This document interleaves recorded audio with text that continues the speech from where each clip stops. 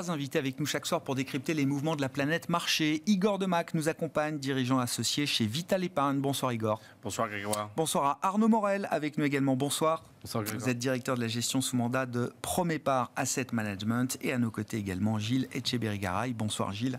Bonsoir. Vous êtes le président, fondateur et directeur des investissements d'Elcano Asset Management. Croissance nominale pour plus longtemps, c'est ce que nous dit Jérôme Powell et ça n'a l'air d'effrayer pas la Réserve fédérale américaine et encore moins les marchés actions. Aux États-Unis, c'est sûr. Ouais. Et c'est quand même la zone qui a le plus de potentiel de croissance, en tout cas. Et en Europe, c'est un peu moins sûr, mais on semble avoir passé le point bas. Donc c'est d'un côté, c'était l'atterrissage en douceur, et puis là, c'est un peu le décollage en douceur. Après, notre capacité de croissance en zone euro n'est pas exceptionnelle, mais nos actifs sont aussi pricés pour tenir compte, en fait, finalement, de cette capacité. Après, vous avez vu ces derniers jours, les marchés, c'est un peu souvent comme ça, on achète la rumeur, la nouvelle arrive, et puis ça va peut-être un peu se tasser, là, puisqu'on a beaucoup acheté le discours. Là, on a au moins un cadre. Je suis d'accord, il ne faut pas intervenir dans l'élection américaine, donc ils n'ont pas la possibilité, sauf catastrophe, de faire quelque chose qui pourrait donner un avantage soit à l'un, soit à l'autre des candidats, en tout cas déclaré, parce qu'on ne sait pas si ça sera les deux à la fin, en plus. Donc je pense que l'été va être quand même le début de volatilité. Les élections, ça crée toujours la volatilité. Il y a la moitié du monde qui va voter, mais la plus importante, c'est l'américaine. Et puis, celui qui pourrait vraiment créer un changement de momentum sur l'économie globale, c'est quand même Trump. Puisque le protectionnisme, c'est moins bon quand même pour l'économie mondiale que le libre-échange à tout craint.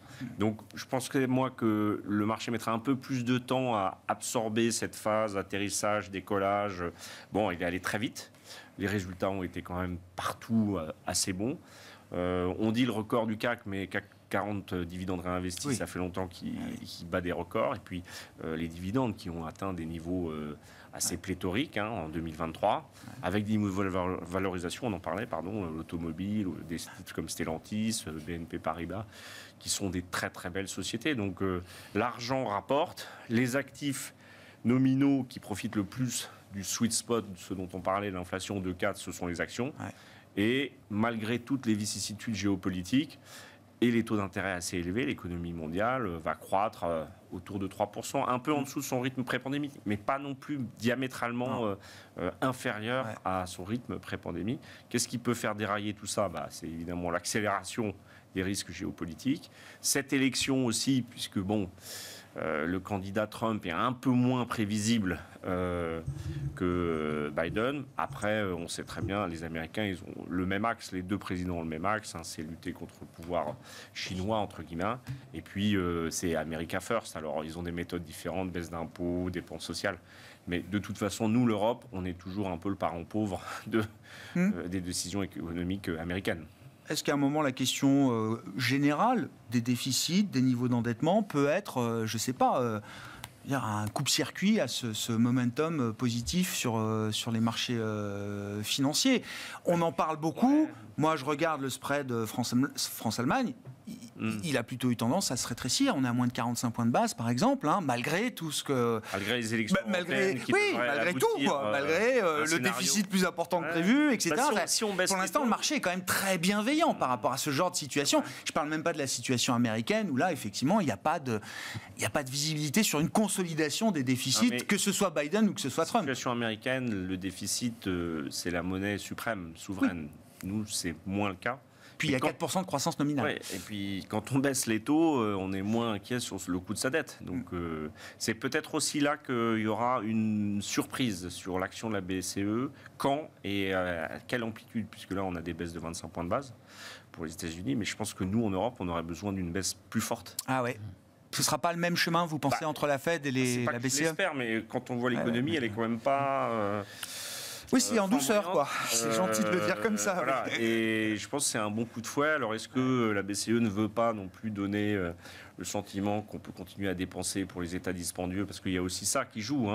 Mais là, l'économie, certes, on redécolle en douceur, mais il nous faut aller un peu plus loin et un peu plus haut. Quoi. Ouais. Juste oui, puis on a du rattrapage à faire par rapport à l'écart. Du point de vue des marchés, on est en train de entre guillemets, suivre un bon chemin. Ah oui. L'Eurostoxx, depuis 8 semaines, fait mieux que le Nasdaq. À quoi il faut faire attention dans ces marchés, Igor? Je dis tout monte, évidemment, on est content. Bon, il y a le débat sur la tech américaine, le thème IA. Est-ce qu'on est déjà dans des niveaux de surchauffe qui doivent mettre un peu les gestionnaires d'actifs ou les investisseurs en alerte, en vigilance extrême, ou est-ce qu'on est encore dans quelque chose où le buy and hold reste une bonne stratégie aujourd'hui?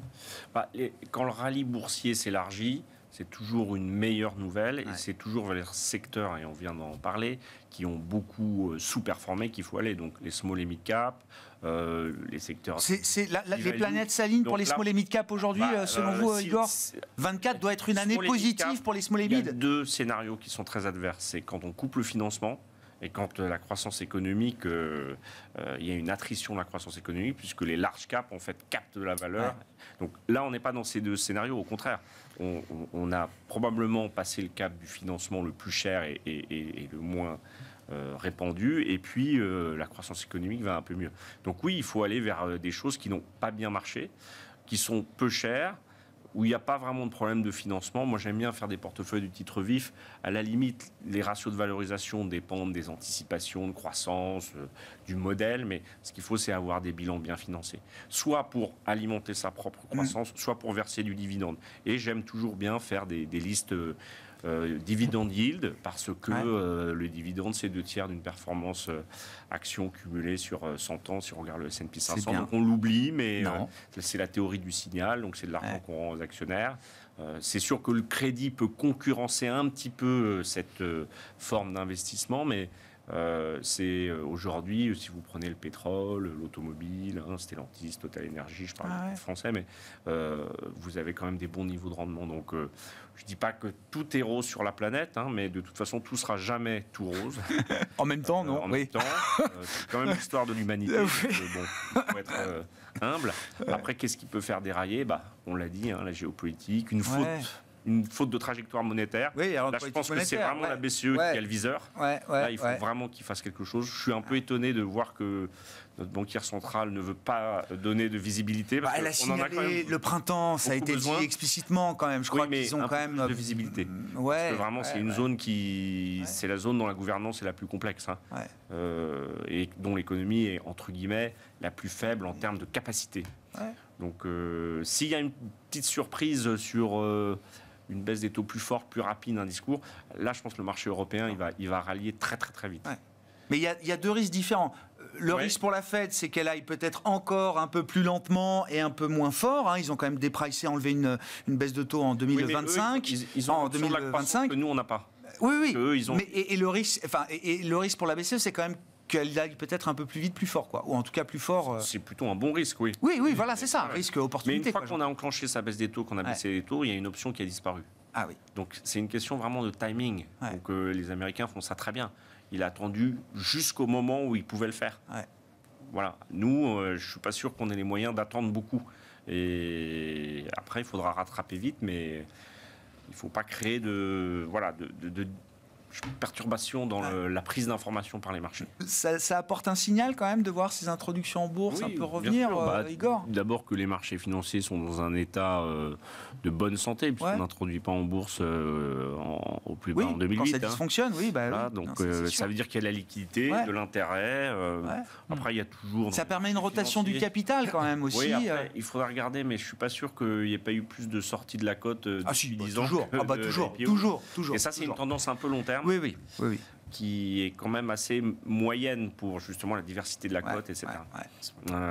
Peut-être que les fonds de private equity, on en parlait à Gilles, vont avoir quand même besoin de la cote pour sortir, parce que ça commence à devenir un peu difficile, et que les multiples de marché coté, finalement, n'ont pas fait le gap, la distance avec les multiples non cotés, mais il y a de la liquidité. Donc quand il y a des liquidités dans un marché, c'est bien d'y être. Après, est-ce qu'il y a surliquidité, survalorisation? Non sur la totalité du marché. Oui sur certaines poches. Donc il faut faire un travail de stock picking, de choix. Et après, je voudrais revenir sur le crédit, ce qui est, à mon avis, un élément quand même de bonne santé, c'est que les taux de défaut des entreprises ne s'envolent pas. Il n'y a pas de... Et on voit bien aussi dans les provisions pour créances douteuses des banques, il n'y a pas de risque entrepreneurial, corporate, qui soit aujourd'hui pas monitoré, ou en tout cas qui n'explose pas. Donc ça explique que les gens veulent du crédit. Qu'il y a plus d'acheteurs d'obligataires que d'actions, puisque le monde vieillissant, les acheteurs de sous. Ouais. Donc je ne dis pas que les niveaux de taux sur le high yield est tout à fait cohérent, mais on n'a pas encore retracé toute la crise obligataire, alors que la crise action, on l'a retracée. Ah oui, c'est un peu normal, ça va. Donc non, c'est un signe de bonne santé. Après, bon.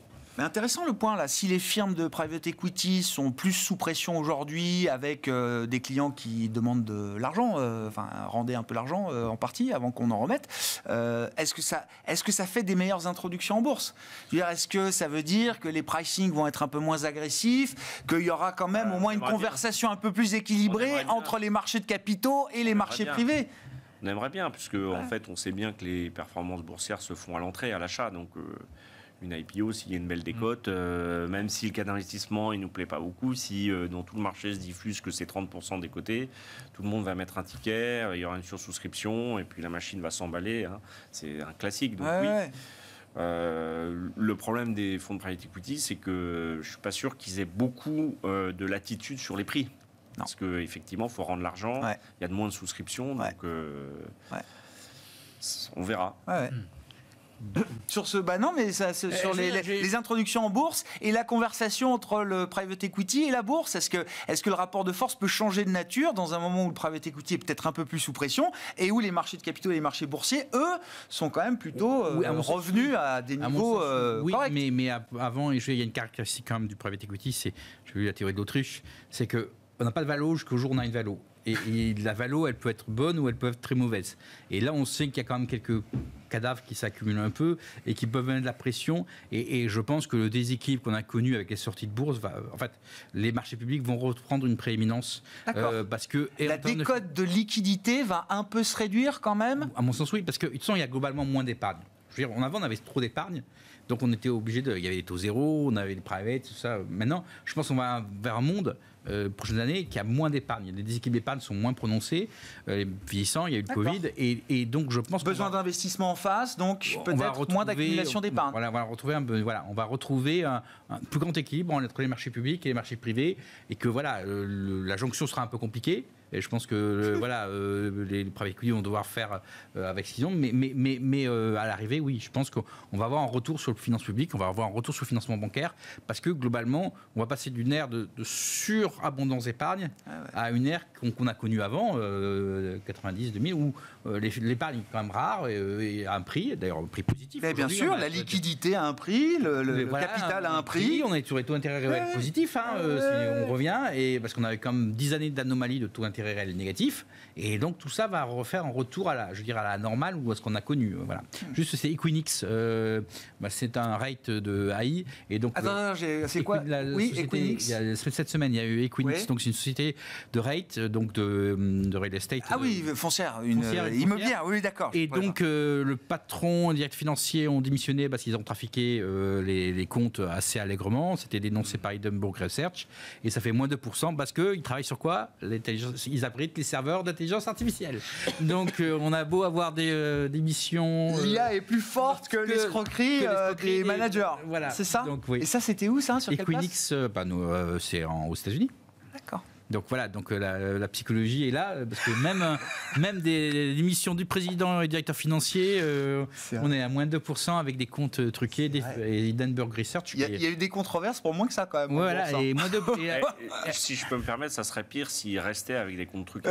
Oui, aussi. Voilà, en plus. Mais à moins de 2% à la fin de la journée. Donc on voit bien que l'IA emporte tout sur son chemin, et donc on peut dire que c'est une bulle, tout ce qu'on veut. Moi, je vais errer. On voit bien qu'aujourd'hui, là où va l'argent, c'est ça. Donc il faut respecter l'argent, c'est là où il est. Et donc le marché est prêt à racheter la moindre faiblesse sur ce thème de l'IA sera mise à profit pour des investisseurs pour rentrer, pour en racheter. On a déjà eu un peu le cas, même si ça se concentre. On a perdu dans les 7 magnifiques, on a perdu Apple, on a perdu Tesla, ça se concentre. Après, le jour où il y aura peut-être un accident, et en tout cas, je ne vois pas comment Nvidia peut continuer à terme à justifier ces choses. Et là, il y aura un rappel à la réalité. On l'a eu sur Tesla, on avait une discussion sur Tesla, on l'a eu sur Apple, ça a pris un peu de temps. Mais on est quasiment à moins 10 là, voilà, mais c'est pas fini parce que voilà, il n'y a pas de confiance. Et je pense qu'on aura cette discussion sur Nvidia, peut-être pas le trimestre prochain, mais dans 2 ou 3 trimestres. Oui, voilà. Oui, c'est une question de timing, quoi. Une question de temps. Voilà. Mais oui, pour moi, je veux dire, l'argent parle, mais à l'arrivée, ce sera comme le reste. Et Apple, je sais pas, ça baissait déjà depuis 5-6 semaines, effectivement. L'action du département de la justice, c'est de nature à casser encore un peu plus le statut boursier d'Apple. De toute façon, les 5 des 7 magnifiques ont beaucoup, c'est une situation de monopole à la base, que ce soit Google, que ce soit Amazon, que ce soit, on est sur des pratiques monopolistiques et voilà. Et c'est ça plateforme, oui, la bien sûr. Oui, mais donc déjà ils sont tous vulnérables. Enfin, les plus gros Meta, sont sur le plan légal. Sur le plan légal, ils sont vulnérables. Jusqu'à présent, ils avaient la concurrence. En tout cas. Voilà. Après, je pense qu'Apple, la justice, c'est pas son principal problème. On a évoqué de nombreuses fois ici, c'est l'absence totale de croissance. La voiture est abandonnée. Le casque est un échec, on peut dire. Et Tim Cook qui était en Chine cette semaine pour faire un peu de public relation, quoi. Et ils sont, comme Tesla, extrêmement vulnérables à l'impression chinoise, parce que si la Chine... Ils sont quoi, 5e, 6e maintenant sur le marché chinois du smartphone. Oui, mais c'est de là venir une partie de leur... Oui, je sais bien, mais ils n'arrêtent pas de reculer, quoi. Et Tesla aussi est extrêmement vulnérable à la Chine, donc je veux dire, c'est une boîte qui était quand même très vulnérable et qui surtout était valorisée 30 fois les bénéfices pour zéro croissance. C'était la discussion qu'on a déjà eu plusieurs fois, et là, je pense qu'ils sont rattrapés. Ça ne veut pas dire qu'ils vont aller très très bas, mais c'est resté une très belle boîte, mais on ne paie pas 30 fois les bénéfices. Oui, et puis c'est des boîtes qu'on a vues parfois divisées par 2 très vite, et puis ensuite repartir effectivement capable de doubler ou Apple, il va falloir trouver des idées. Pardon, Igor. Les valeurs technologiques, elles sont achetées pour quoi? Pour la technologie. S'il y a plus de techno, plus de momentum technologique. Je suis d'accord. Bon, effectivement, comme dit Gilles, on ne va pas payer 30 fois. Moi, je suis un peu dubitatif sur le mouvement technologique que représenterait l'intelligence artificielle, au sens vraiment profond de la rupture que ça peut générer technologique. Je pense que c'est une excroissance de la data, mais c'est pas un progrès technologique comme le moteur à explosion, entre guillemets. Donc, je dis juste que les valeurs technologiques, ça doit quand même apporter régulièrement des ruptures technologiques pour qu'on puisse payer donc du chiffre d'affaires, etc. Là, on est un petit peu dans un trou d'air avec Apple. Il n'y a pas de nouveaux produits, bon, il y a des évolutions, mais... On verra, parce qu'un des grands sujets, c'est quand même de pouvoir mettre une partie de la puissance de calcul de l'IA sur les devices, et il va falloir quand même remplacer tous nos devices, smartphones, laptops, etc., pour intégrer justement les nouvelles puces IA, les nouveaux processeurs qui permettront justement les applications et les cas d'usage de l'IA. Donc il y a quand même une vague de renouvellement du hardware qui est peut-être devant nous. Et avec un prix du hardware qui est peut-être un peu différent de celui déjà cher. Narrative n'est que, ChatGPT, enfin l'IA n'est pas née avec ChatGPT. Tout le monde a bien conscience de ça. Pour moi, c'est de la régression améliorée. Et je pense qu'un des endroits où ça va être le plus mais la nouveauté, c'est la puissance de calcul. L'un des endroits, on va traduire en instantané. Aujourd'hui, on va avoir des choses en traduction. La traduction sera... Mais pour le reste, c'est applicatif. Les gens regardent Cockpit c'est sympa. C'est gentil, mais c'est pas ça c'est pas la rupture qui a été Internet il y a 20 ans, de dire qu'on va acheter nos billets à la maison. Enfin, Internet, c'était une rupture dans la délivrance, plein de modes. Ça a tué la presse, ça a tué les agences de voyage, ça a tué... Là, l'IA, ça va tuer les traducteurs, quoi, à l'heure actuelle, mais pas les performances, j'en sais rien, non, mais... Voilà, mais... bon, ça va quand même... Il y a quand même beaucoup de secteurs qui sont concernés mais c'est pas une création, et je pense qu'aujourd'hui, il y a un décalage entre l'IA réelle, telle qu'il est à 5-10 ans, qui est une statistique de langage un peu attendue, et l'IA générative qu'on fait miroiter derrière en termes de rupture technologique beaucoup plus importante. De toute façon, il y a une loi, alors j'ai plus le nom de la loi en tête, mais on surestime toujours l'impact à court terme et on sous-estime les impacts de moyen long terme. Sur Internet, ce qui était prévu en 99, Netflix, tout ça, c'est arrivé en 2020. C'est ça. Netflix, Web One, c'est devenu Amazon. Le moteur à explosion, c'est une bonne démonstration. Ça a mis 30-40 ans à changer la face du monde. Les premiers canons guerre 14-18 étaient tirés par des chevaux. Bon, après, là, on est tous équipés d'Internet, de devices. Enfin, il y a quand même une base installée qui permet... Non, mais pour que ça change les rapports du facteur travail, capital, c'est ce que disait Gilles, ça met beaucoup plus de temps. Mais l'intelligence, la définition de l'intelligence, c'est pas juste la mémoire, la statistique. Résoudre un problème, on demande à ChatGPT de faire progresser de 10 ans l'espérance de vie moyenne des êtres humains, il peut pas. Donc vous voyez, c'est ça, il y a encore du chemin. Bon, à suivre. Merci beaucoup, messieurs. On s'arrêtera là pour ce soir. Merci d'avoir été les invités de Planète Marché au terme de cette semaine qui aurait été la meilleure semaine en termes de performance hebdomadaire pour les actions mondiales. On le rappelle, avec un MSCI World qui a gagné autour de 2% cette semaine. Arnaud Morel était avec nous, directeur de la gestion sous mandat de Promépar Asset Management. Igor Demac, dirigeant associé chez Vital Épargne. Et Gilles Etcheberry-Garay, président et directeur des investissements d'Elcano Asset Management.